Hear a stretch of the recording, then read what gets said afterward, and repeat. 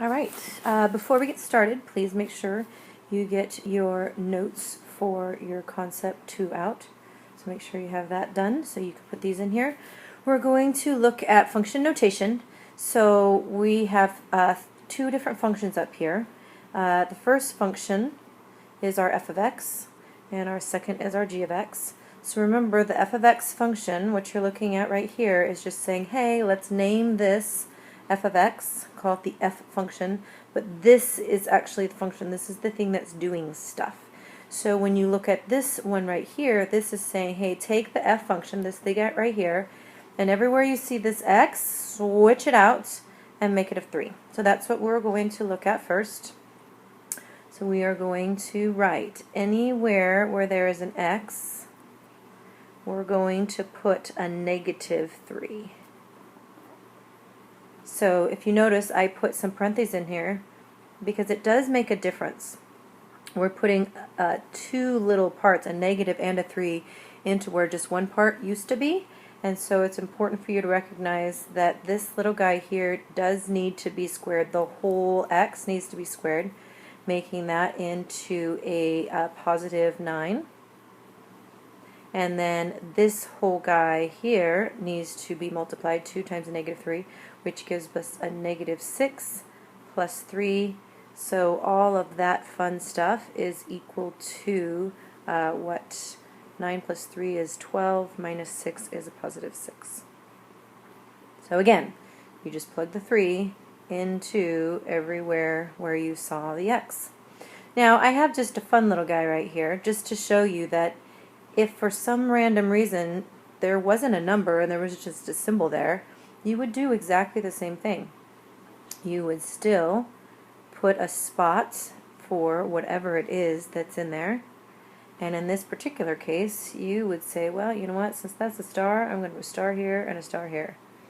Now, in this case, you can't really simplify it, but what we're going to look at now, is something that you can simplify. So if you notice, I have this brand new function right here that says, hey, take your g of x function, this whole little spiel here, and plug it into your f of x function. So I'm going to write that very carefully. Now notice I gave my parentheses a little bit more space this time, because this time I need to put in this guy here, my x plus 2. Alright, so let's make this a little bit smaller again, so we can do some space of work here. So, obviously, that's just a 3. Yay, done. This guy does need to distribute, so we do have a 4 and a 2x there. This guy here, remember, means x plus 2 times x plus 2. It is the squared function. And though you really want to just square that and square that, you so can't do that. You need to distribute, which gives you x squared plus 4x plus 4. And now we just need to simplify. So I don't have any other x squareds. I do have a total of 6 x's, and I have, what, 8, 9, 10, 11 of these guys here. So again, you're just simplifying. Again, it doesn't matter what it says in here, you just plug it in and then deal with it.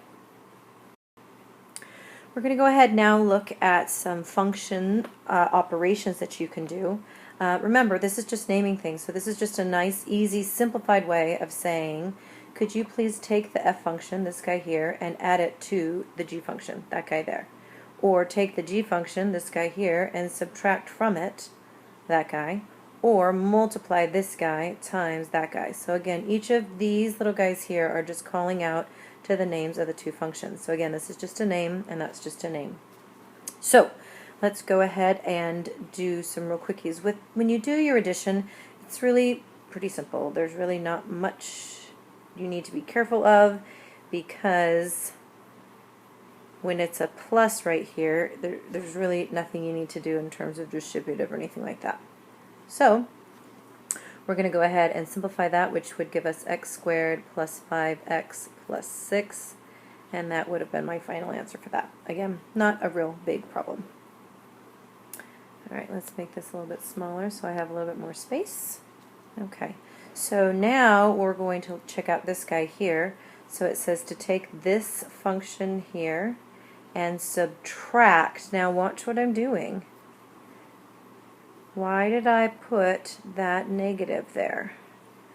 Because remember, it's not just that first little part, it's the entire function that's supposed to be negative.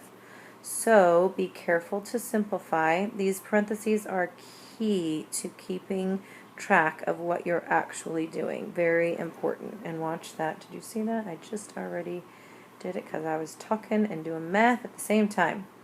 All right, there we go. And so now it's just a matter of simplifying. So I have a negative x squared, I have negative 3x, and then I have 0. So that would be the answer for that one. All right, we are going to make this yet even smaller. So we have a little bit more space. And now we're going to check out if we're supposed to multiply them. So remember, the only thing you need to be careful of is that when you are multiplying, you again use your parentheses, because you don't want to just multiply these two guys right here. You want to multiply the whole thing. So let's go ahead and check it out. Lots of distributive property here. So this guy goes to everything. So we have what? X cubed plus 3x squared plus 4x squared plus 12x plus 3x plus 9. Whew! All right. So I just have an x cubed. I've got 2 of these, which makes a 7. I've got 2 of those, which makes a 15. And that big mammoth dude is actually our answer.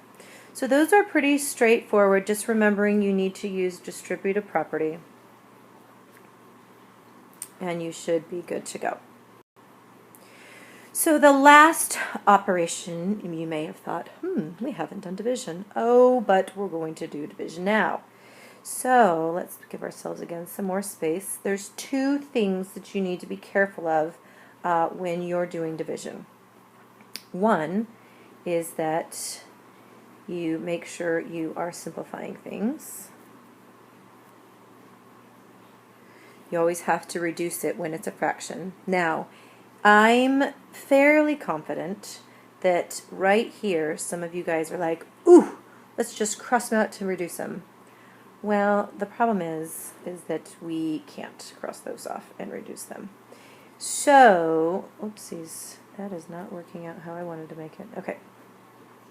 But what you can do is you can factor the top. So the top ends up being x plus 3 and x plus 1. And now this entire thing goes away with that entire term there, which would give us x plus 1 as our answer. So you may have said, wait a second, how did you factor? Well, remember, you're multiplying for 2, you're figuring out 2 things that multiply by 3 and add to get 4. So it'd be 3 and 1 as our answer. Here's our last one. Now, if you noticed up here, I changed the terms that we are dividing, because I wanted to point out a couple other things on here as well that you might need to be concerned of when you are doing division. So we're going to go ahead and put, and also notice that I wrote divide instead of writing it as a fraction, but it means the same thing.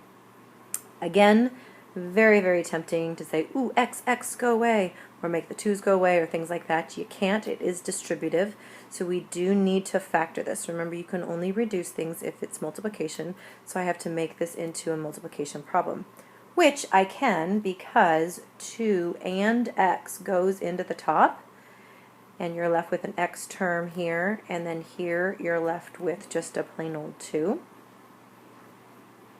So my answer would then be this guy here cancels with this guy here, leaving me with an x plus 2. So not too bad using functional operations. It's really just another way of practicing our basic algebra skills. So good luck.